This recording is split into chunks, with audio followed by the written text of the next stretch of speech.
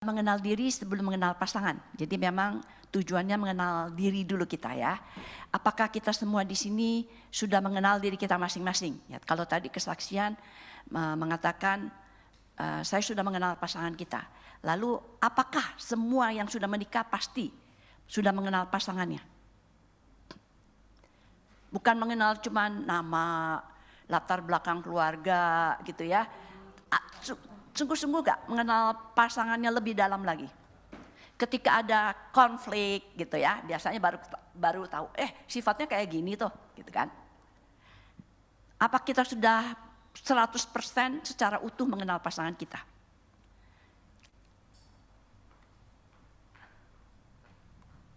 Ya.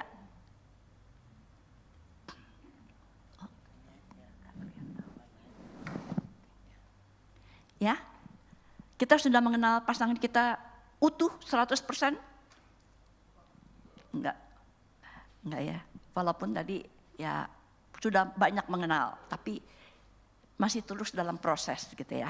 Tidak ketika kita bilang kita sudah kenal, tapi kenyataan waktu ada konflik muncul lagi, kok kayak gini gitu kan ya. Muncul lagi yang hal-hal baru yang mungkin kita belum kenal lebih dalam lagi ya. Jadi siapakah kita sesungguhnya? Siapakah aku? Siapakah aku sesungguhnya? Ya saya nama ini, usia saya segini, saya latar belakang dari keluarga ini, saya punya anak berapa banyak gitu ya. Itu yang bisa dilihat, yang bisa diungkapkan. Tapi kenalkah kita sedalam-dalamnya diri kita yang sesungguhnya seperti apa? Kenal nggak sebenarnya?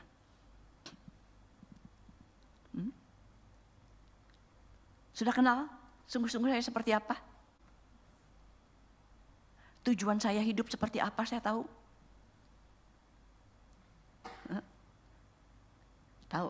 Tahu semua. Kadang tahu, kadang enggak gitu ya. Kadang kita merasa tahu, tapi ketika menjumpai sesuatu hal, mau ngambil keputusan, kok kayak gini gitu ya. Terus bingung lagi gitu ya. Ya, kita juga kadang-kala bercermin gitu ya. Kita perlu bercermin untuk melihat siapa kita, muka kita secara fisik gitu ya.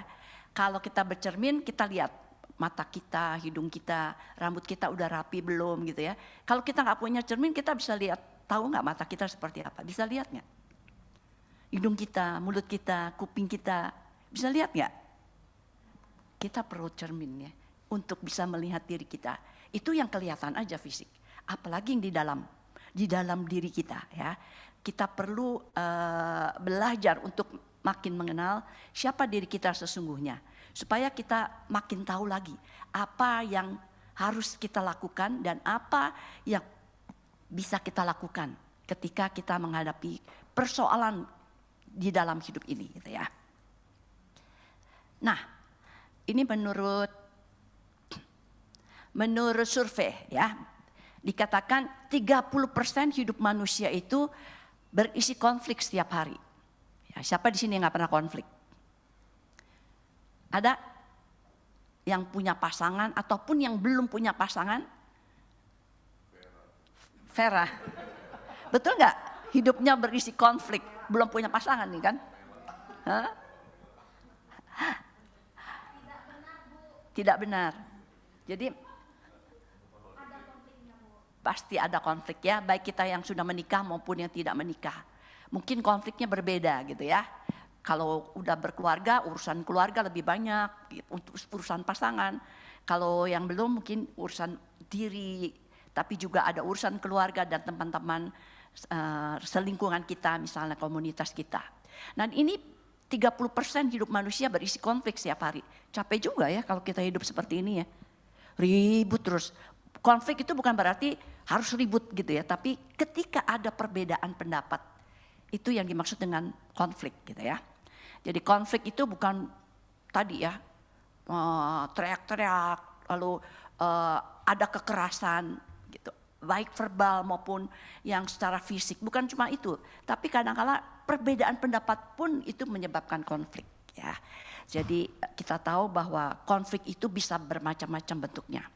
Nah, kalau tadi ada perbedaan ya, kalau ketika menikah dengan pasangan, perbedaan latar belakang, udah pasti ada perbedaan yang bisa menimbulkan konflik, perbedaan tipe kita gitu ya. Laki-laki dan perempuan berbeda juga pandangannya. Jadi di sini kita bisa melihat bahwa konflik itu memang kadang-kala timbul karena bermacam-macam perbedaan di dalam kehidupan kita ya. Ya, tadi penyebab konflik, penyebab konflik ini ketika kita kurang memahami diri kita sendiri, sehingga muncul bagaimana kita bisa memahami orang lain. Muncullah perbedaan-perbedaan di sini gitu ya. Kemudian kita kurang menghargai diri sendiri. Kita selalu menyalahkan diri kita sendiri. Bagaimana kita bisa menghargai orang lain? Kurang bisa menerima diri sendiri. Kurang bisa menerima kelebihan atau kekuatan kita, kurang melihat kekurangan kita gitu ya. Bagaimana kita bisa menerima orang lain? Nah, di sini perlunya kita memahami diri kita untuk kita bisa menghargai diri kita sehingga kita bisa menerima diri kita dan kita bisa menerima orang lain. Bagaimana kita bisa mengenal diri sendiri? Kita mengenal diri sendiri harus kita cari di dalam diri kita. Apa yang ada di dalam diri kita. Sehingga kita menemukan sesuatu yang ada di dalam diri kita masing-masing. Ya, kita nggak perlu cari dari luaran. Kita mengenal diri kita, maka kita harus cari dari dalam diri kita. Siapa diri kita sesungguhnya? Apa yang kita miliki dalam di hidup kita? Ya. Nah, bagaimana kita bisa mengenal diri kita? Ada 3D ya, 3D ya, bukan 3D itu ya, tapi di sini ada 3D. Yang pertama adalah design ya. Yang kedua adalah desire, yang ketiga adalah destiny ya. Jadi kita harus mengenal design, desire dan destiny kita masing-masing. Yang pertama untuk desain. Tuhan menciptakan kita ya, ketika kita berbicara desain, maka kita harus kembali kepada penciptaan kita yang pertama kali. Tuhan menciptakan kita untuk kita bisa memahami siapa diri kita sesungguhnya. Teman bukan sekedar mencipta manusia untuk iseng-iseng gitu ya, untuk cari teman supaya ada temannya seperti itu, ada mainannya Tuhan. Tapi Tuhan menciptakan kita, ada rencananya bagi kita masing-masing. Di dalam kitab Kejadian 1 ayat 26 sampai 27 dikatakan demikian firman Tuhan. Berfirmanlah Allah, baiklah kita menjadikan manusia menurut gambar dan rupa kita, supaya mereka berkuasa atas ikan-ikan di laut dan burung-burung di udara dan atas ternak dan atas seluruh bumi dan atas segala binatang melata yang merayap di bumi. Maka Allah menciptakan manusia itu menurut gambarnya.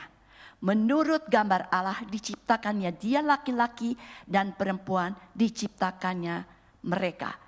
Allah memberkati mereka, lalu Allah berfirman kepada mereka, beranak cuculah dan bertambah banyak, penuhilah bumi dan taklukkanlah itu.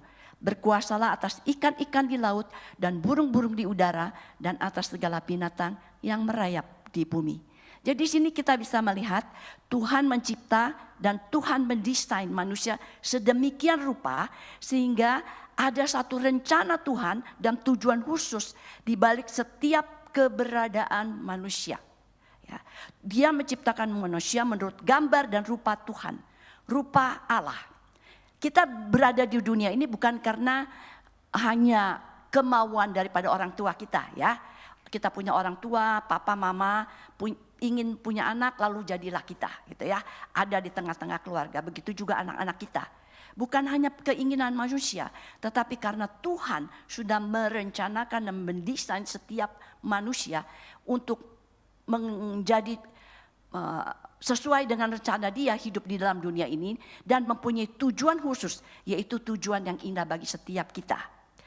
Kita lahir dan bertumbuh di keluarga sekarang bukan karena kebetulan ya. Kita tidak bisa milih kita berada dalam keluarga apa, tapi bukan secara kebetulan. Tapi karena Tuhan sudah menetapkan kita untuk berada di tengah-tengah keluarga kita, dan itu ada dalam rencana Tuhan, ya.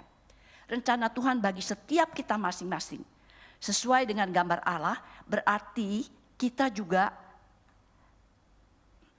ya menjadi wakil, manusia menjadi wakil Allah untuk melakukan kehendak Dia di dalam dunia ini, ya, di bumi ini.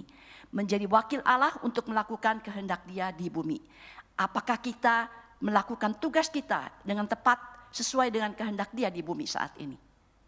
Ya, itu mungkin menjadi satu pertanyaan buat kita. Sudahkah kita melakukan kehendak Tuhan di dalam hidup kita? Yang kedua, karena kita diciptakan sesuai dengan gambar dan rupa Allah, maka kita berbeda dengan ciptaan yang lain, ya. Dan kita manusia dapat berelasi dengan Tuhan dan berelasi dengan manusia. Kita adalah makhluk rohani yang bisa berhubungan dengan Tuhan, tapi kita juga makhluk sosial yang bisa berelasi dengan sesama kita. Oleh sebab itu, kita lahir dan bertumbuh di keluarga sekarang harus punya relasi, bisa berkomunikasi dengan Tuhan pencipta kita dan juga dengan sesama kita. Saudara-saudara, manusia bernilai. Hidup kita akan bernilai ketika kita tahu bahwa kita diciptakan untuk tujuan yang tertentu. Tuhan punya rencana yang indah buat kita masing-masing. Tuhan yang berinisiatif dan menentukan apa yang indah buat kita. Kadang kita tidak tahu. Kita pengen seperti ini, tapi Tuhan berikan yang lain. Karena Tuhan tahu, Tuhan lebih tahu daripada kita. Apa yang baik buat kita dan apa yang indah buat kita.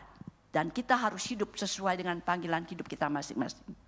Dan ketika kita hidup berelasi dengan Allah dan manusia, ketika kita melakukan tugas kita dalam melayani Dia di dalam dunia ini, kita tahu panggilan kita sebagai apa, untuk melayani Tuhan dan juga melayani sesama, ya. Untuk itu Dia tidak pernah membiarkan kita dalam menjalankan tugas dan panggilan kita. Tuhan menyertai dan memperlengkapi kita dalam menjalani panggilan kita masing-masing.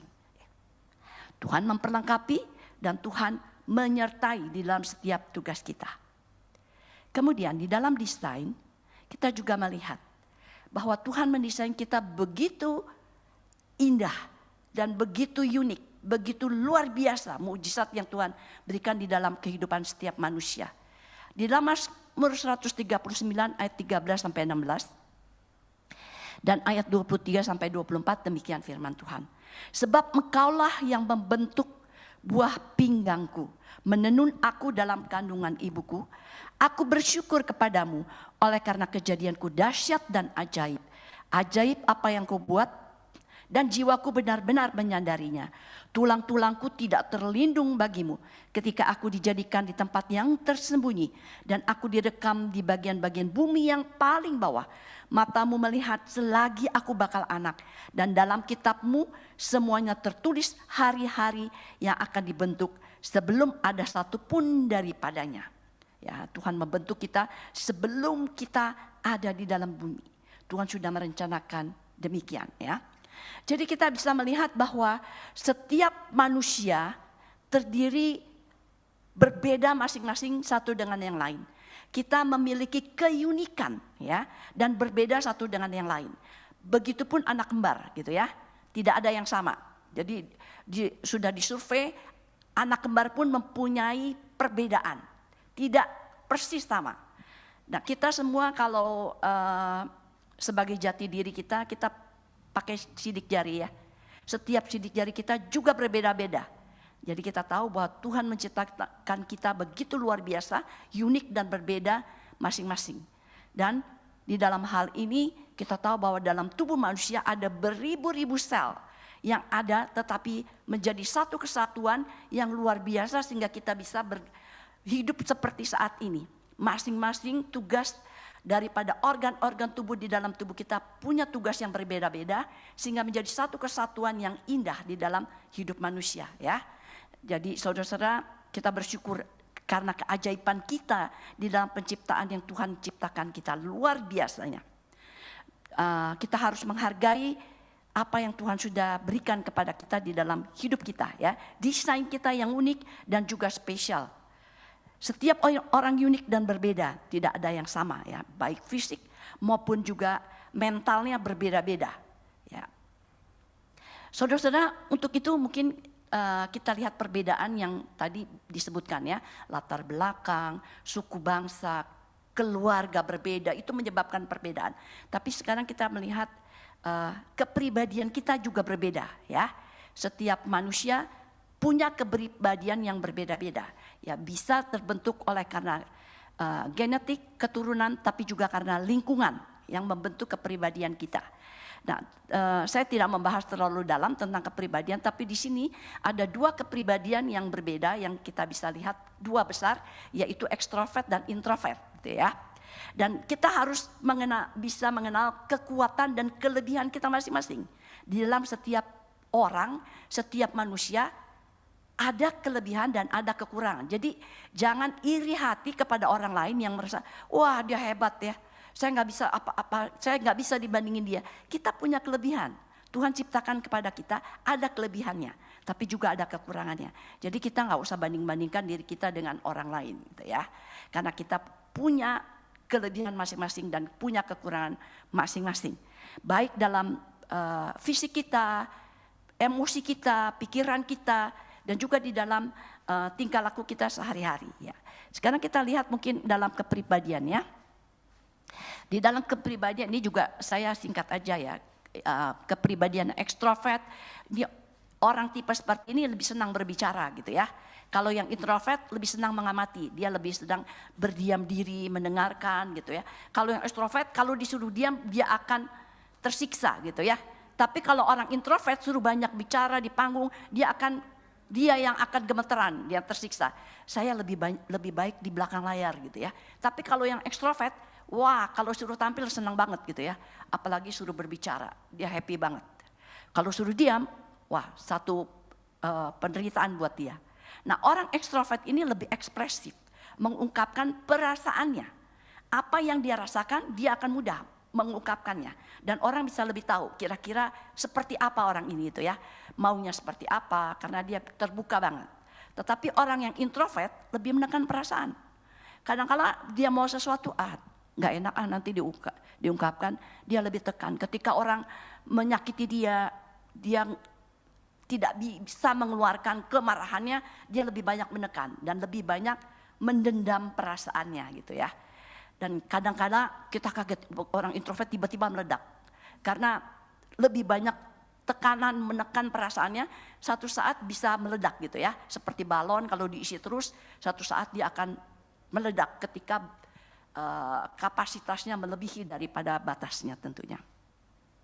Nah, orang ekstrovert ini senang bersosialisasi. Senang bertemu dengan orang, senang dengan pesta-pesta ketemu orang gitu ya. Berkumpul dengan orang-orang. Tapi kalau orang introvert lebih suka dia kalau menyendiri, merenungkan dirinya gitu ya. Membaca buku, berdiam diri di rumah, itu buat dia lebih happy. Nah, dan orang introvert berpikir sambil berbicara ya. Jadi dia bisa ngomong dulu sambil berpikir. Kadang-kala berbicara dulu sebelum berpikir mungkin ya. Tapi kalau introvert lama sekali ngambil putusan, pikir dulu gitu ya, baru dia ngomong gitu ya. Nah, kenali dulu pasangan kita seperti apa. Yang mana pasangan kita, ekstrovert, introvert, atau sama-sama gitu ya. Nah di sini kayaknya tipenya berbeda masing-masing ya, berbeda ya. Lalu apakah dengan pasangan yang berbeda akan lebih banyak konfliknya daripada yang sama? Kalau sama-sama nih ekstrovert berdua, lebih sedikit konfliknya daripada yang ekstrovert dengan introvert? Lebih banyak ya. Berebutan ngomong gitu ya, nggak ada yang mau dengerin, ngomong terus gitu ya. Itu diam-diaman gitu ya, susah keluarnya ya. Tapi di sini makanya kita melihat Tuhan menciptakan manusia itu berbeda untuk saling mengisi satu dengan yang lain. Satu menopang dengan yang lain. Kekuatan dari orang introvert akan menutupi kelemahan dari orang introvert. Begitu juga orang extrovert kelemahannya ditopang oleh kelebihan daripada introvert. Jadi memang saya lihat di sini pasangannya lebih banyak yang extrovert dan introvert gitu ya. Saling mengisi gitu ya. Jadi jangan anggap perbedaan itu selalu merugikan ya, tapi di sini karena perbedaan kepribadian bisa saling menguatkan satu dengan yang lain, menopang satu dengan yang lainnya. Saya juga tipe yang introvert. Suami saya ekstrovert luar biasa gitu kan ya. Super ya. Apa yang dia ada di hatinya dia keluarin, nggak ada dusta di antara kita gitu ya. Kenapa? Waktu saya pacaran juga saya kaget-kaget sama kayak Iva tadi, kaget-kaget betul. Karena saya jarang ya punya teman yang tipenya seperti dia gitu ya. Dan lebih banyak saya menangis waktu pacaran. Kalau orang happy-happy, saya lebih banyak nangis sekali ya. Tetapi dengan keterbukaan dia, ketika saya menikah, saya lebih mudah. Karena saya udah tahu tipe dia seperti apa gitu ya. Walaupun bukan nggak pernah berantem gitu. Tapi lebih mudah menduga maunya dia seperti apa sih gitu kan. Karena dia terbuka banget gitu ya. Dan dari situ saya juga belajar, saya orang yang ya kalau lagi sesuatu lebih baik saya diam gitu ya. Saya nggak akan lawan, saya diam aja. Tapi satu saat, saya juga belajar untuk membuka diri, ya, untuk mengungkapkan pendapat. Saya belajar dari pasangan saya. Dan Pak Bigman juga belajar untuk lebih mengerem gitu ya kata-katanya, untuk beri kesempatan kepada orang lain. Jadi untuk hal ini kita melihat pasangan kita punya kelebihan dan kekurangan masing-masing yang saling mengisi. Ya, kelihatannya kasar gitu ya suami saya, tapi sebenarnya dia lebih peka dari saya. Bukan, ya mungkin yang deket tahu gitu ya. Dia lebih peka ketika melihat seseorang ada kesulitan, dia lebih peka daripada saya. Ya, jadi memang kita saling mengisi di dalam pasangan dengan segala perbedaan yang ada. Jadi perbedaan itu tidak selalu buruk gitu ya. Tetapi perbedaan itu bisa menjadi baik ketika kita bisa mengelolanya dengan betul dan benar ya. Sehingga menciptakan satu keindahan di dalam kehidupan rumah tangga. Ya. Kemudian kita bisa melihat yang berikut adalah konflik. Desain ya. Desain yang Tuhan berikan kepada kita di dalam Roma 8 ayat 28 dikatakan, kita tahu sekarang bahwa Allah turut bekerja dalam segala sesuatu untuk mendatangkan kebaikan bagi mereka yang mengasihi Dia, yaitu bagi mereka yang terpanggil sesuai dengan rencana Allah. Jadi Allah turut bekerja dalam segala sesuatu, baik pengalaman kita yang tidak menyenangkan maupun juga di dalam pengalaman kita yang menyenangkan. Karena semua pengalaman-pengalaman kita itu untuk mendatangkan kebaikan bagi mereka yang mengasihi Dia. Bagi kita yang mengetahui rencana Tuhan, meskipun ada persoalan-persoalan di dalam kehidupan kita, kita tahu bahwa di balik segala sesuatu Tuhan mau membentuk kita, mau menjadikan kita sesuai dengan kehendak Dia. Seperti kalau kita emas gitu ya. Emas mau dibentuk, dia harus dihancurkan dulu, dilebur dulu. Baru dengan perapian yang tinggi supaya dia lebur lalu dibentuk. Kalau kita di perapian, ya bayangkan tentu sakit gitu ya. Sakit, ada gesekan, sakit. Tapi dengan gesekan dan konflik yang terjadi, itu bisa membentuk kita lebih mengenal siapa pasangan kita, lebih mengenal diri kita tentunya. Ya. Jadi dengan konflik itu tidak selalu bersifat destruktif. Konflik itu bisa menjadi konstruktif ketika kita bisa kelola dengan benar. Ketika terjadi konflik, kita tahu ya pasangan kita kenapa dia konflik. Oh dia begini, gitu ya. Jadi saudara-saudara, ketika kita ada konflik, biasanya apa yang kita dapatkan setelah konflik? Setelah bertengkar nih, ribut nih, lalu apa yang kita temukan dari pasangan kita? Apa yang kita temukan? Gak ada temuan apa-apa. Kesel aja gitu ya. Kesel, capek, nangis gitu ya. Adakah sesuatu yang kita temukan ketika selesai konflik? Ada gak? Gak ada. Kita gak belajar sesuatu dari konflik yang terjadi. Hah? Oh, dia memang begitu orangnya. Seperti apa? Seperti apa? Seperti apa?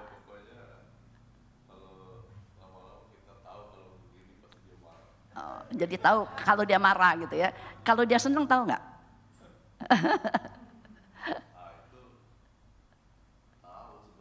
Tahu.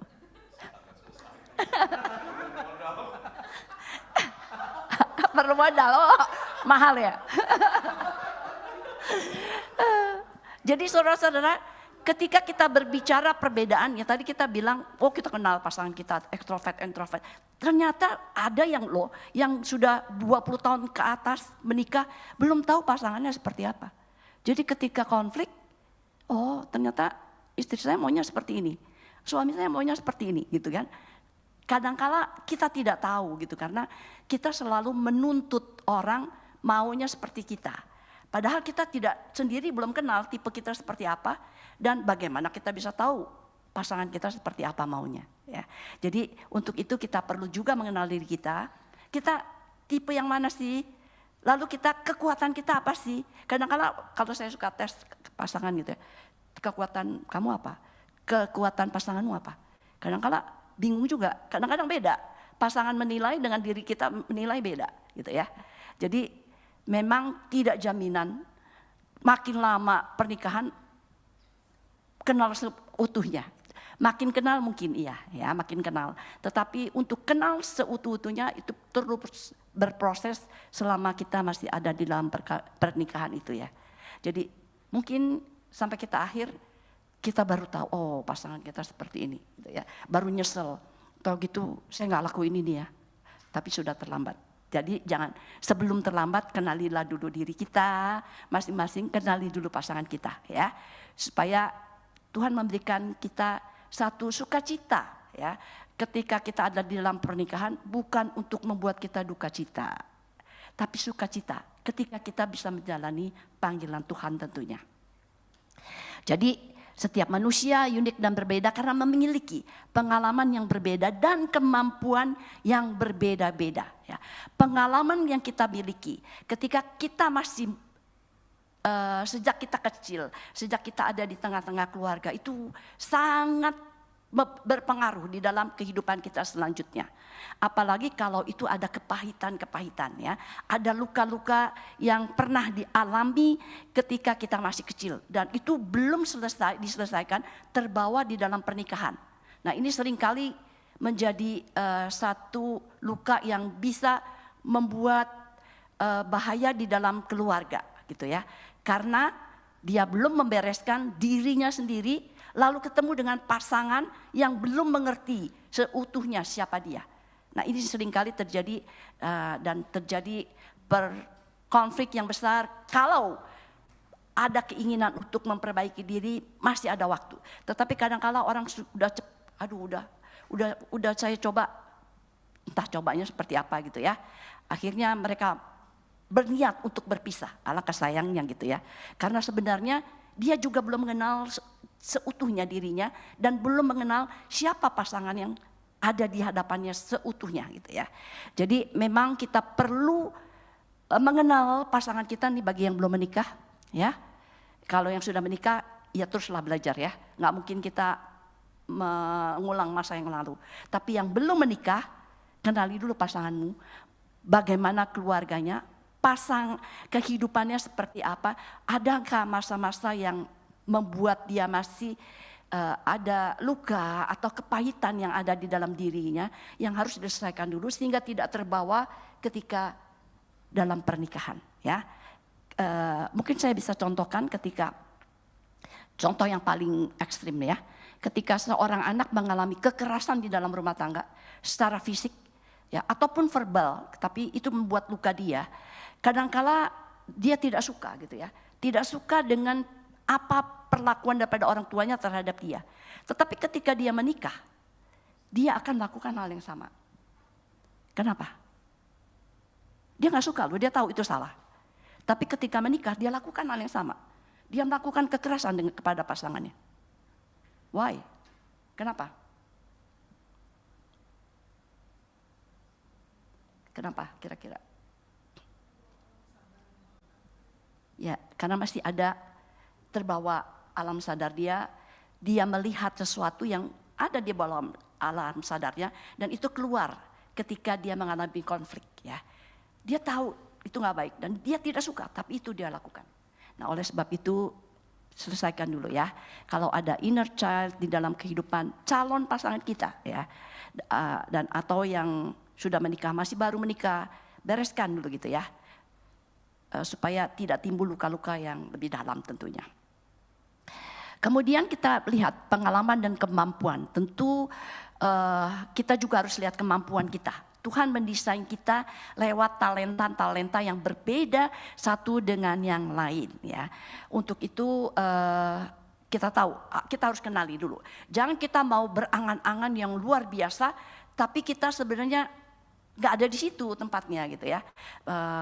Karena Tuhan menciptakan kita bermacam-macam anggota tubuh, tetapi kita satu tubuh gitu ya.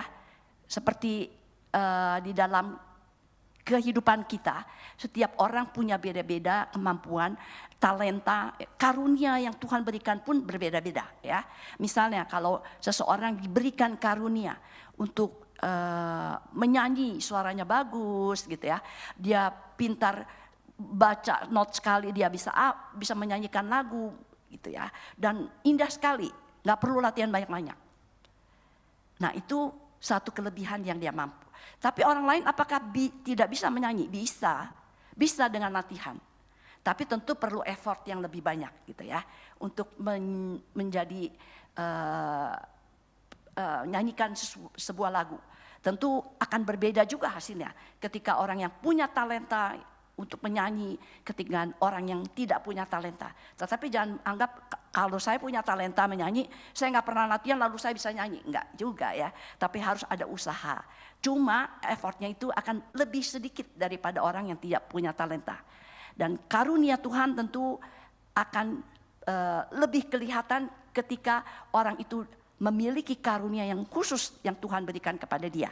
Ya, misalnya orang yang pandai berpidato, tidak semua orang seperti dia. Ketika dia berpidato orang akan terkagum-kagum gitu ya. Karena dia punya karunia dari Tuhan. Tapi bukan berarti dia lebih dari yang lain, bukan. Kelebihannya ada di situ. Tapi orang lain punya kelebihan yang lain.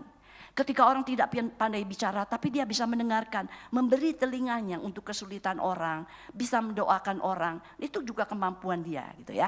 Jadi jangan iri kepada orang yang pintar nyanyi, yang pintar khotbah, pintar omong, tidak usah iri. Kalau kita diberikan kemampuan yang lain ya, kita bisa menolong orang lain, kita lebih peka, kita punya empati yang lebih besar kepada orang lain, itu juga kemampuan yang Tuhan berikan kepada kita ya.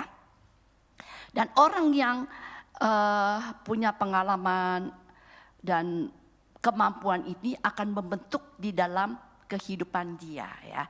Dan mempengaruhi ketika dia memilih entah itu pasangannya, entah juga dalam karirnya. Nah itu sangat berpengaruh. Ini di dalam desain ya. Sekarang kita lihat desire ya. Yang kedua tadi satu D-nya adalah design, yang kedua adalah desired ya. Di dalam 1 Korintus 12 ayat 12 dikatakan karena sama seperti tubuh itu satu dan anggota-anggotanya banyak dan segala anggota itu sekalipun banyak merupakan satu tubuh, demikian pula Kristus ya.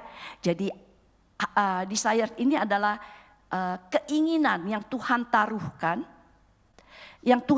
kepada kita, atau sering bahasa yang sering kita dengar adalah passion ya. Passion yang diberikan karunia dari Tuhan, bukan dari manusia ya. Nah, itu selalu ditaruh di dalam hati kita.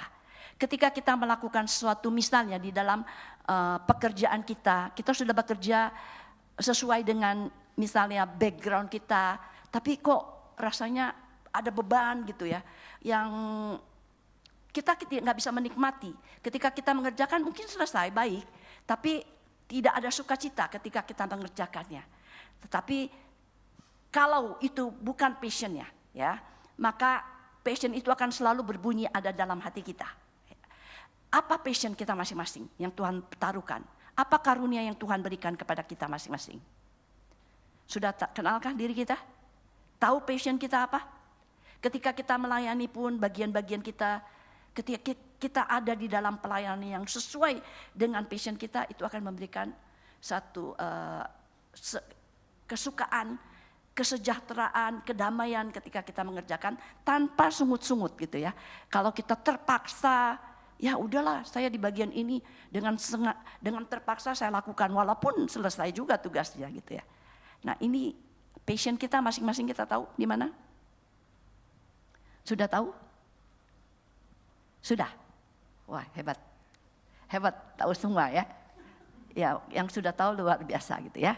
Jadi kalau saya kembali lagi kepada diri saya gitu ya. Background saya teknik gitu ya. Saya kerja di teknik, lalu kuliah bagian teknik, sempat kuliah di bagian teknik 2 tahun gitu. Tapi kok kayaknya begini gitu ya. Dan lingkungan saya laki-laki semua gitu kan. Sudah menikah susah juga gitu kan, dan banyak keluar kota. Akhirnya saya memilih kuliah lagi bagian lain gitu ya. Saya kuliah manajemen, saya pindah kerja bagian manajemen, terus setelah melayani lalu saya kuliah lagi dalam bidang konseling gitu. Orang bingung gitu kan ya, udah teknik, manajemen ke konseling gitu kan ya, jauh banget gitu kan. Tapi saya tahu itu Tuhan membentuk saya dari, saya tidak salah ketika saya memilih teknik tentu, tetapi itu Tuhan membentuk saya tahap per tahap gitu ya. Ketika saya tahu bidang ini, dan saya bisa melayani di bidang ini, itu menjadi satu kesatuan yang Tuhan pakai saya. Begitu juga Bapak Ibu semua mungkin punya background yang berbeda dengan apa yang saudara kerjakan saat ini. Kalau itu passion kita, itu akan selalu berbunyi di dalam hati kita. Ya, ketika kita mengerjakan sesuatu yang passion itu akan membawa kelegaan gitu ya, mengucap syukur gitu ya, ada sukacita ketika kita mengerjakannya. Lalu kita lihat yang berikut, D yang berikut adalah destiny ya. Destiny ini terbentuk dari design dan desire. Desainnya Tuhan plus desire, passion yang Tuhan berikan kepada kita menentukan destiny kita, tujuan hidup kita. Apa sih maknanya kita hidup di dunia ini? Nah, kita bisa temukan ketika kita tahu desain Tuhan buat kita, desire kita Tuhan buat kita apa, kita bisa tetapkan destiny kita, tujuan hidup kita ya. Tujuan hidup itu kita tahu apakah Tuhan mencipta karena ada tujuan khusus buat diri kita masing-masing. Tujuan hidup untuk melakukan kehendak Tuhan. Dan tentu tujuannya adalah untuk memuliakan Tuhan ya. Dan kita juga bisa melihat bahwa ketika kita melakukan tujuan hidup kita untuk memuliakan Tuhan, maka kita harus bercermin kepada Tuhan sebagai teladan kita, sifat-sifat Tuhan yang boleh kita boleh teladani ya. Di dalam Yesus Kristus kita bisa melihat apa yang dikerjakan Tuhan kita. Kemudian sifat-sifat yang harus ada ya, sifat mengasihi Tuhan, sifat yang ingin menolong orang gitu ya, menjadi berkat bagi banyak orang lain. Apakah yang kita lakukan itu berdampak atau berguna bagi orang lain? Atau hanya untuk menguntungkan diri sendiri? Saya tidak peduli dengan orang lain, yang penting ketika saya mengerjakan sesuatu itu saya mendapatkan keuntungan. Apakah yang kita lakukan berdampak buat orang lain? Apakah ada pengaruh positif yang dirasakan oleh orang lain di sekitar kita? Kalau kita hadir di dalam satu komunitas, di dalam satu lingkungan, tapi kita tidak berdampak apa-apa, tidak ada pengaruhnya, maka kita harus bertanya pada diri kita, betulkah destiny kita sudah selama ini? Adakah dampaknya? Adakah pengaruhnya buat orang lain?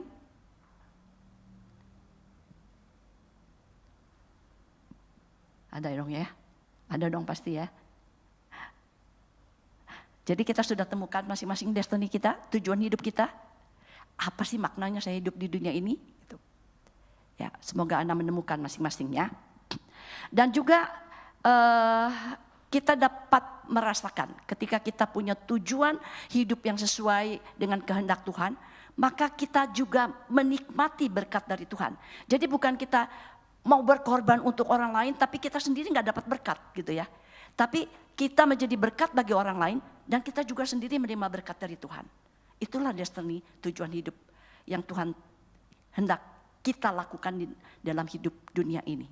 Ya, jadi kalau kita cuma berkorban, tapi kita tidak mendapat berkat apa-apa dari Tuhan, kita tidak dapat sesuatu yang bermakna bagi diri kita, harus kita tanya-tanya, betulkah itu tujuan hidup kita? Betulkah apa yang kita sudah lakukan selama ini? Ya, jadi kalau memang itu berkat sudah buat orang memberi dampak, tapi juga kita bisa menikmati berkat itu buat diri kita sendiri. Itulah yang Tuhan kehendaki di dalam hidup kita. Ya. Kemudian kita juga bisa melihat dampaknya ya. Dampak mengenali diri untuk diri kita sendiri, yaitu yang pertama adalah kita dapat mengetahui kekuatan dan kelemahan diri kita ya. Dengan mengetahui kepribadian kita masing-masing, kita tahu kekuatan dan kelemahan kita ya. Untuk itu, ketika kita sudah mengetahui kekuatan dan kelemahan diri kita masing-masing, kita bisa mengendalikan emosi kita. Ya, emosi-emosi negatif yang ada di dalam diri kita bisa kendalikan. Misalnya kita cepat marah gitu, saya tahu ini nggak baik gitu ya. Saya tahu kelemahan saya. Nah, pasangan kita yang mengetahui kelemahan kita bisa menenangkan, mengendalikan gitu ya. Jadi ada pasangan yang satu mudah cepat marah. Ketika dia marah, dia kadang menyiksa diri dia sendiri gitu ya. Lalu pasangannya tadinya nggak tahu. Ketika marah, samalah samber, marah-marah. Lalu terjadi sesuatu yang tadi dia menyakiti dirinya sendiri, pasangannya itu. Dia mulai kaget, kok begini gitu ya, padahal sudah cukup lama pernikahannya. Lalu akhirnya dia menyadari, oh kalau gitu saya tahu pasangan saya ini punya emosi yang meledak-ledak.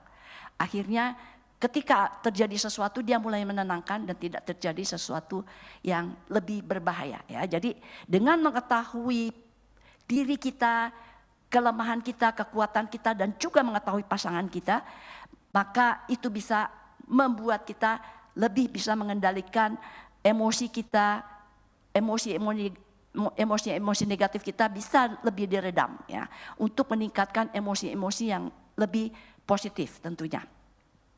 Yang berikut adalah kita memiliki daya tahan.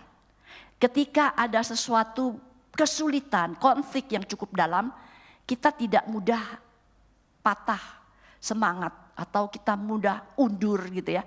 Tapi makin menguatkan kita untuk mengatasi persoalan-persoalan yang kita hadapi dan kita makin tangguh menghadapi di dalam kehidupan kita yang penuh dengan tantangan gitu ya. Jadi jangan kira dalam pernikahan yang sudah di atas 20 tahun, 30 tahun konfliknya akan lebih reda atau konfliknya akan lebih padam. Belum tentu juga. Ketika kita belum mengenal diri kita atau kita belum mengenal pasangan kita, ya. Kalau masing-masing tetap mempertahankan kondisi masing-masing, keegoan kita masing-masing, maka saat ini kalau saudara-saudara tahu banyak sekali terjadi perceraian yang sudah menikah di atas 25 tahun. Why? Sayang sekali gitu ya. Kenapa? Karena mereka tidak mengetahui, tidak memiliki, tidak mengenal ke dirinya sendiri dan tidak mengenal dan memahami pasangannya. Sehingga walaupun sudah cukup lama ya, tapi ketika ada satu pemicu yang cukup besar, mereka ingin berpisah gitu ya. Jadi marilah kita kenali dulu diri kita untuk kita bisa mengenali pasangan kita. Dengan mengenali diri kita bisa mengelola stres kita ya. Ketika ada stres, kita tahu kelemahan kita di mana, lalu kita tahu bagaimana kita bisa mengatasinya, apa yang harus kita lakukan, apa yang saya bisa ambil keputusan ini ya. Dengan demikian kita juga mengetahui batas kemampuan kita ya. Dengan kekuatan dan kelemahan kita, kita tahu kemampuan kita, keterampilan kita seperti apa. Kita akan tahu batas-batasnya. Kalau di luar kemampuan kita, ya kita harus ngerem lah. Nggak usah kita terjang mau semuanya gitu ya. Dan kita akan mengalami kesuksesan di dalam hidup. Sukses ini bukan dalam hal materi ya. Tetapi kita menjadi sukses ketika bisa hidup penuh dengan menjadi berkat bagi orang lain, kita bisa menikmati hidup ini dengan sukacita, dengan keluarga kita, dengan pasangan kita gitu ya.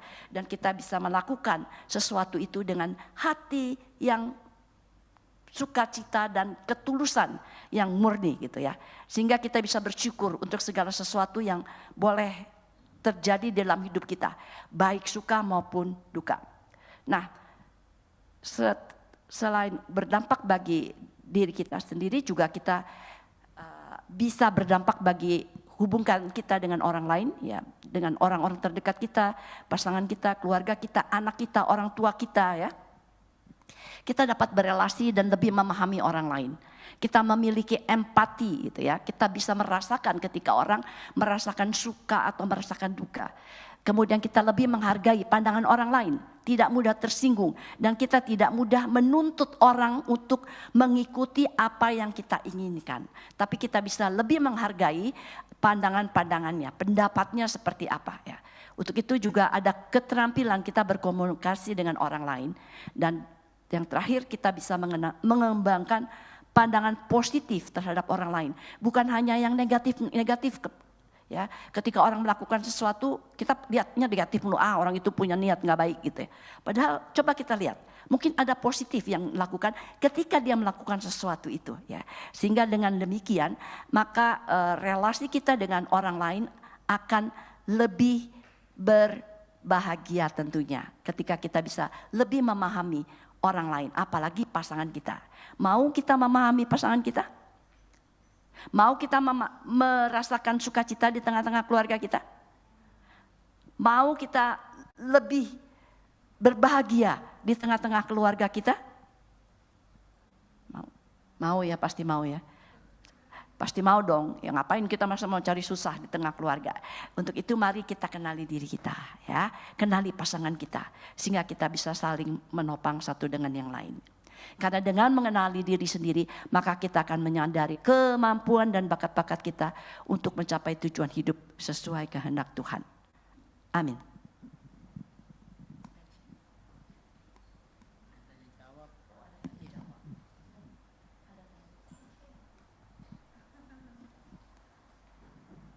Terima kasih Ibu. Sekarang saya membuka ruang tanya jawab untuk kita semua. Apakah ada yang mau berbagi pengalaman? Boleh, silakan, kalau ada yang mau menanggapi atau sharing gitu ya. Saya pernah mengalami ini, lalu saya lakukan ini. Silakan ya. Jadi nggak usah dalam bentuk pertanyaan saja. Silakan kalau ada yang mau menanggapi.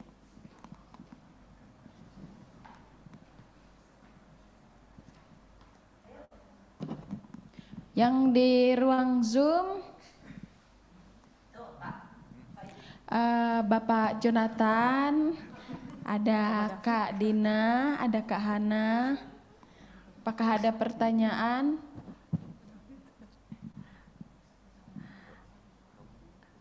Itu loh Bu, sekarang kan lagi marak itu ya, NPD, Narcissistic Personality Disorder. Kalau menurut aku sih lihatnya di IG aja gitu loh. Jadi mereka tuh yang bertahan bertahun-tahun akhirnya juga nggak tahan gitu loh Bu. Ya banyak yang akhirnya pisah gitu. Karena memang kan NPD ini bukan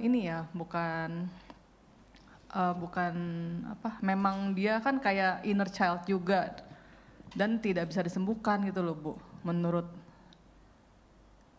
pakar-pakarnya gitu, pakar NPD-nya.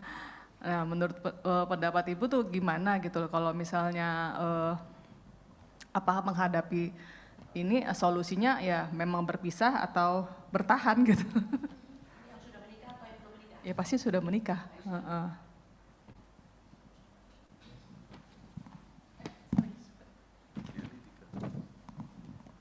Ya, makasih. Nah sekarang memang marak NPD, Narcissistic Personality Disorder. Namanya disorder, artinya ada gangguan kepribadian ya, gangguan mentalnya. Jadi dalam hal ini apakah bisa disembuhkan? Nah, kalau dia seseorang menyadari ada gangguan di dalam dirinya dan dia mau berubah, pasti bisa. Cuma mungkin tidak otomatis hilang semua sakitnya seperti itu gitu ya. Tapi berkurang paling tidak. Ya, jadi untuk itu memang harus dikenali dulu MPD-nya seberapa tarafnya, ya, gitu tuh. Dan harus ada keinginan dia untuk berubah. Kalau tidak ada keinginan ya sulit gitu ya. Lalu apakah dibenarkan untuk bercerai gitu kan? Bertahan atau bercerai? Ya, kalau kita melihat makanya sampai sejauh mana NPD-nya. Ya, kalau sudah menyakiti secara fisik tentu harus dipisahkan, bukan bercerai, tapi dipisahkan sementara. Ketika sudah membahayakan pasangannya, ya, kalau dia sudah melakukan kekerasan secara fisik dan membahayakan pasangannya, harus dipisahkan sementara, ya, bukan bercerai, beda ya. Untuk dia dipulihkan dulu, dipulihkan, kemudian kalau sudah lebih baik tentu bisa bersatu kembali. Tetapi kalau dia tidak mau, bagaimana? Tidak mau berobat, tidak mau diperbaiki, tetap seperti itu dan dia merasa sehat-sehat saja. Banyak orang yang punya gangguan tapi dia merasa saya nggak butuh siapa-siapa, dia merasa diri sehat gitu kan. Nah ini memang satu dilema gitu ya. Kita tahu bahwa apa yang sudah dipersatukan Tuhan tidak boleh dipisahkan oleh manusia. Jadi untuk itu memang ya kita pisah sementara aja gitu. Tapi tidak secara bercerai gitu ya. Karena kita tahu bahwa apa yang dipersatukan Tuhan tidak boleh dipisahkan oleh manusia. Tapi dipisahkan untuk menyelamatkan si pasangan ini. Kalau kita biarkan ya hancur juga pasangan ini, bisa mati, bisa sesuatu terjadi. Kalau dengan kekerasan gitu ya. Jadi untuk itu sekali lagi, sebelum kita menikah ini, yang belum menikah, kenali dulu pasanganmu. Kalau ada seperti yang tadi ya, gangguan-gangguan, ini salah satu NPD, banyak yang lainnya gitu ya. Yang bisa menyebabkan sesuatu terjadi di tengah-tengah keluarga kita, lebih baik dipulihkan dulu ya. Dipulihkan dulu pasangan kita. Kalau dia tidak mau gimana? Ya mumpung belum menikah ya. Ya kan masih bisa toh cari yang lain gitu. Kalau yang sudah menikah ya pisahlah sementara. Jadi kenali dulu pasanganmu. Jangan kelihatannya baik-baik ya. Orang NPD juga kelihatan baik-baik loh ya. Karena dia manipulatif gitu kan. Bisa depan baik-baik, ada maunya baik-baik. Tapi begitu keinginannya tidak tercapai, dia melakukan sesuatu yang menyakitkan. Ya. Jadi itu dulu mungkin ya. Untuk sementara saya pikir buat kita yang belum menikah lebih baik kenali dulu pasanganmu ya. Kenali dirimu dulu sebelum kenali pasangan. Jangan udah jatuh cinta nggak bisa dipisahkan gitu ya. Nanti kamu tanggung resikonya kalau ada apa-apa. Kalau tidak mengenal dengan sungguh-sungguh. Ya. Bukan jaminan ya kalau orang aktif di gereja atau hamba Tuhan itu pasti mulus-mulus. Bukan jaminan ya. Ini bukan memburuk-burukan ya. Tapi kenyataan yang saya hadapi, banyak sekali yang dulu aktivis luar biasa dan sekarang aduh kasusnya luar biasa. Tidak seperti orang yang normal gitu. Jadi kenali dulu ya. Itu. Baik, apakah ada lagi dari Bapak Ibu? Di ruang Zoom ada juga sharing.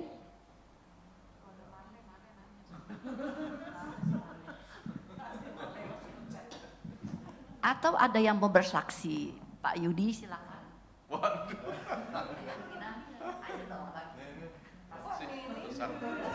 Besar sini. Bagaimana hati pasangan ketika berbeda?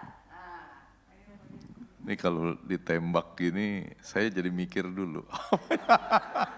Tapi mungkin gini ya, ini pengalaman ya. Pengalaman itu dulu nih kan sebelum pensiun nih kan kita sama-sama sibuk ya bekerja. Ternyata tuh setelah saya amati, begitu kita sama-sama pensiun kan di rumah ribut. Iya, oh ini gara-garanya ya dulu kan malah jarang komunikasi kan ya, pulang udah malam gitu. Tapi begitu sama-sama di rumah, wah punya cara masing-masing kan ya. Dia mungkin di kantornya caranya begini menghadapi menghadapi ada bawahannya, ada temennya. Nah saya juga punya cara lain, wah ribut deh. Kita lama-lama mikir kok kita jadi ribut dulu ya. Ternyata ya itu kita kalau jarang berkomunikasi itu juga tidak tahu gitu ya. Nah setelah ya itu perlu waktu lagi ya, ternyata itu kan gua udah bertahun-tahun ya, tapi ternyata setelah itu kayak belajar lagi, wah jadi sabar lagi, jadi gimana caranya nih supaya nggak ribut. Waduh kayak ini capek juga gitu ya, ternyata nggak pernah selesai gitu ya, belajar dalam pernikahan gitu Bu kira-kira. Oke, Ibu Nina mungkin tanggapi.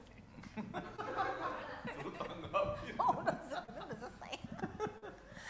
Ya iya sih Bu kan suka bilang berantem dulu gitu. Ya tapi nggak apa-apa sih, maksudnya jadi ya semakin kenal, semakin tahu gitu. Nah kalau tadi dilihat dari sifat gitu ya, misalnya kayak kolerik dan introvert dan ekstrovert. Nah kalau sebenarnya Yudi kayaknya introvert, saya ekstrovert, tapi kalau udah ngomong sih dia lebih banyak, lebih pinter ngomong sih Bu. Karena dipikir dulu, kalau saya ngomong dulu baru mikir gitu kan. Udah gitu aja sih Bu. Tadi Pak belum jelas tuh Pak, modalnya pakai modal. Ya kalau nyenengin orang kan mesti pakai modal. ya ada harganya itu aja. Ya kalau mengenai soal introvert ekstrovert itu memang awalnya saya introvert banget ya. Dulu tuh susah ngomong. Nggak tahu lah karena terbentuk aja ya dari mahasiswa. Sejak mahasiswa gitu kan ya disuruh jadi MC, suruh ngomong. Tapi memang itu berubah ya. Tapi saya tahu tidak merubah dasar introvert saya, itu tetap ada. Tapi keberanian ngomong itu lambat laun jadi terlatih gitu ya.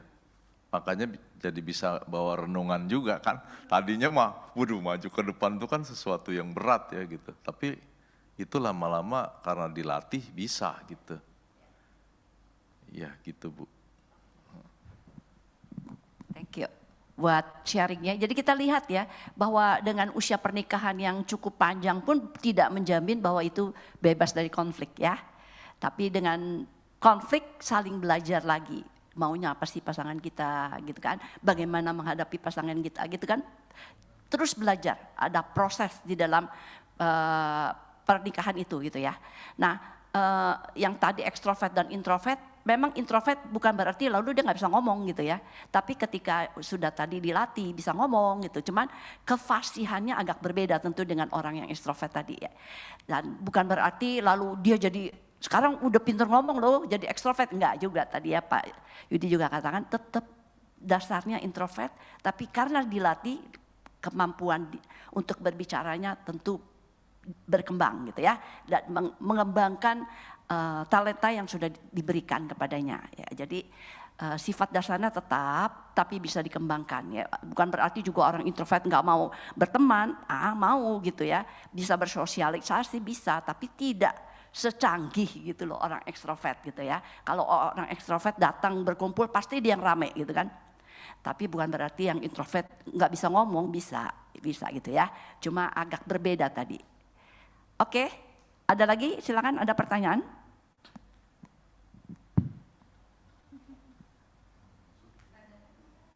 Oh, Pak David belum.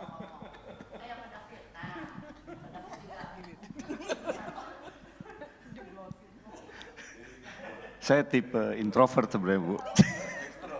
Introvert sebenarnya. Tapi ya mungkin dulu ya saya juga bingung dulunya kecilnya kayaknya karena mungkin susah bergaul juga ya. Jadi pasti kan karena mungkin malu atau ini tapi mungkin dengan perjalanan waktu bertemu orang-orang dan mungkin ketemu pasangan juga ya yang banyak. Jadi mungkin kita bilang besi menajamkan besi, manusia menajamkan manusia. Ya kadang-kadang mungkin jadi sifat dia pindah ke saya, sifat saya pindah ke dia. Dan memang itu nggak pernah bisa berhenti kita belajar. Kadang-kadang kita udah pikir ya harus ditahan. Ya makanya kita bilang sepertinya saya sudah berubah, saya ikutin. Tapi mungkin bagi perempuan beda ya. Jadi cara berpikirnya ya kita melakukan mungkin 90% yang kita atau 99% yang kita pikir kita ikutin dia, tapi ada 1% aja yang sepertinya kita karena suatu mungkin karena kita capek atau mungkin sakit atau mungkin memang ada pikiran lain, kadang-kadang kita tidak bisa mengendalikan diri kita sehingga kita bisa lepas kontrol gitu loh. Dan itu mungkin bagi perempuan cukup sekali untuk mengatakan bahwa kamu tidak berubah. jadi seperti itu gitu ya. Mungkin kita bisa memaklumi ya. Memang begitulah cara pikir perempuan dan laki-laki memang berbeda, dan ya kita bisa mengenali pasangan kita. Yang penting ya kita untuk berbuat baik ya tidak pernah kata cukup, walaupun ya mungkin dibilang pasangan belum berubah gitu, tapi ya harus kita memotivasi diri. Tapi ya sejauh ini saya pikir mungkin kita tidak, ya pasti dalam perjalanan hidup pernikahan kita yang hampir 28 tahun, ya itu sepertinya sekejap gitu 28 tahun, tapi banyak peristiwa-peristiwa yang sebenarnya ya kita menikmati berkat Tuhan sebenarnya. Itu kita alami sendiri, bukan karena usaha kita sering berdebat, sering kita mungkin dia kadang-kadang jadi seperti capek ngadapin saya juga. Saya tipikal yang karena introvert tuh biasanya menganalisis dulu semua gini kemungkinannya segala macam, tapi dalam kita berdiskusi kan kadang-kadang sepertinya saya suka berdebat terus gitu loh. Padahal kita intinya ingin mencari pilihan-pilihan yang terbaik mana nih. Jadi mungkin bagi perempuan kan ya kalau dikasih banyak pilihan malah ribet gitu loh. jadi ya, lama banget gitu kan. Padahal kita dari begitu banyak pilihan-pilihan yang mungkin bisa diambil dengan informasi yang terbatas, apa yang bisa kita putuskan gitu kan. Karena kita kan sebagai kepala rumah tangga kan decision gitu loh. Tapi kadang-kadang dengan situasi yang nggak ideal gitu loh, kita harus putuskan untuk kebaikan keluarga. Tapi bagi pasangan kita itu ribet banget sih loh, straight banget sih loh. Padahal kita bagaimana yang meminimalisir gitu loh. Ya itu sebenarnya itu aja sih. Dan kita masih terus belajar gitu loh. Jadi nggak pernah seperti Pak Yudi bilang, bagi kita nggak pernah ada kata cukup untuk belajar. Masih belajar terus. Makasih Bu. Makasih ya Pak David untuk sharingnya. Nah, jadi kita di sini juga bisa belajar gitu ya dari pengalaman-pengalaman setiap pasangan berbeda-beda. Itulah keunikan daripada setiap manusia gitu ya. Dan bagaimana menghadapi orang-orang yang berbeda dengan kita ya tadi kita bisa belajar gitu ya. Itu semua proses yang terus harus kita jalani selama kita ada di dalam pernikahan, tidak pernah akan berakhir gitu ya. Jadi kita tidak pernah akan lulus sebelum kita dipanggil Tuhan. Ya, jadi pengalaman-pengalaman ini boleh menjadi pembelajaran juga buat kita ya, kita semua tentunya. Terima kasih bapak-bapak dan ibu-ibu yang sudah sharing. Yang anak muda mau, Pak Yulis mungkin mau sebelah saya. Penutup katanya dari saya. Ya kalau saya memang salah satu pribadi yang sangat introvert juga dalam perjalanan hidup saya, kemudian tapi memang di sisi lain saya cukup keras juga jadi orang ya, karena memang dibentuk dari latar belakang keluarga yang sangat keras. Nah persoalannya bertemu dengan istri saya yang namanya Lydia, kita bersuara aja agak keras udah air mata keluar, jadi agak agak berat istilahnya untuk menghadapi pribadi satu dengan yang lain. Tapi memang proses dengan berjalan waktu, kadang kalau lalu lebih banyak air mata itu karena perdebatan. Kalau saya marah udah nangis. Tapi kalau sekarang air mata keluar karena katanya bahagia bersama saya gitu ya. Jadi air matanya udah berbeda. Karena ternyata sekalipun keras ternyata salah satu katanya laki-laki yang sangat sabar menghadapi persoalan dalam hidup ini. Jadi itu yang menjadi pengalaman secara pribadi kalau dari saya, Bu. Terima kasih, Bu. Iya dong.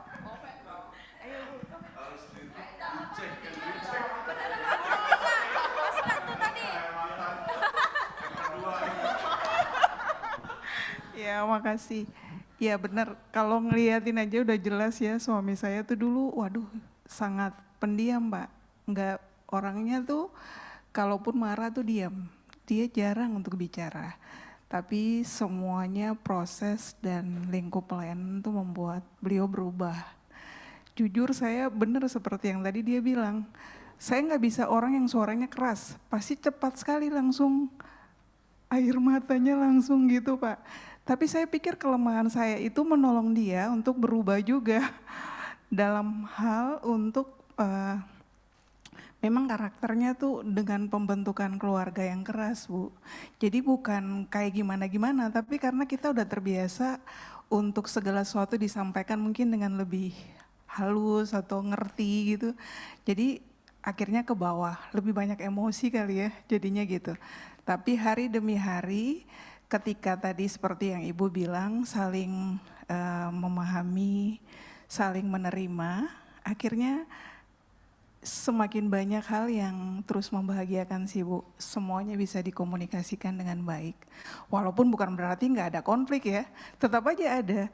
Tapi lebih banyak kalau ada yang berbeda, kita akan belajar untuk bisa membicarakan dengan tepat aja sih. Itu aja sih Pak. Terima kasih.